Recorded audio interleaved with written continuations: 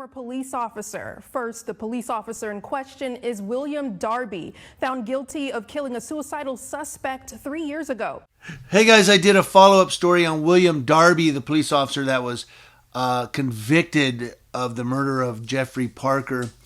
And so I'm going to give you some news clips here, as well as I'm going to put a link to the story from WHNT.com in the description box below. It's pretty lengthy, but it really goes through the update. Looks like it talks about, I didn't read it all, but it looks like it talks about the incident and then the trial and then some of the testimony, maybe some of the witnesses.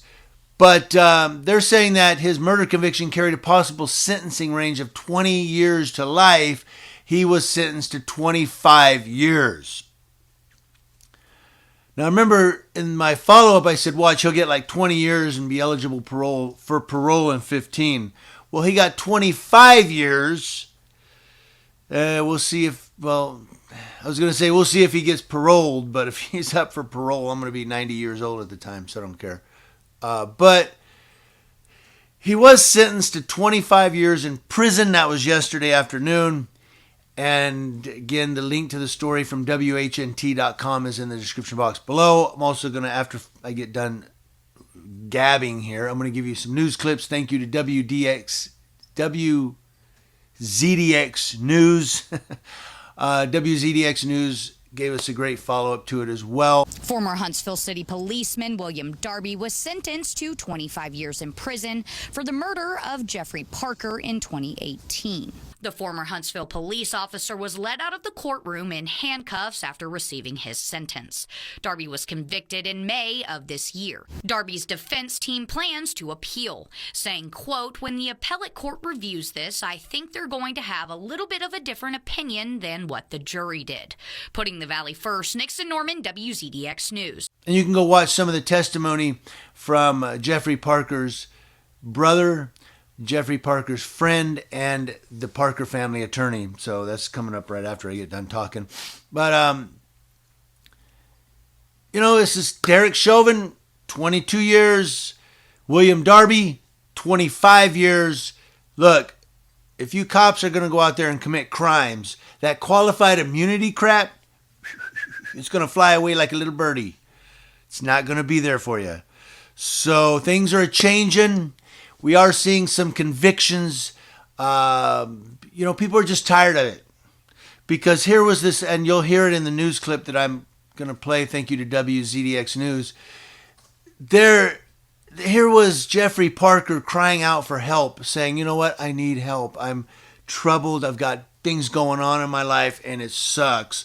And a police officer was talking with him. A police officer was consoling. A police officer had a heart-to-heart with Jeffrey Parker. They were communicating. And in comes William Darby. Starts cussing and cursing and blah, blah, you blah, blah, blah. Boom! For what? And this really isn't even a victory. It's bittersweet. Yeah, Darby, you're gone for life. Goodbye, buddy. 25 years from now, we'll see if you can even walk. But Jeffrey Parker was still murdered. Jeffrey Parker's not here to celebrate the victory of this cop going to prison for life, pretty much. 25 years. He's going to be an old man when he gets out, regardless. So here, some news clips.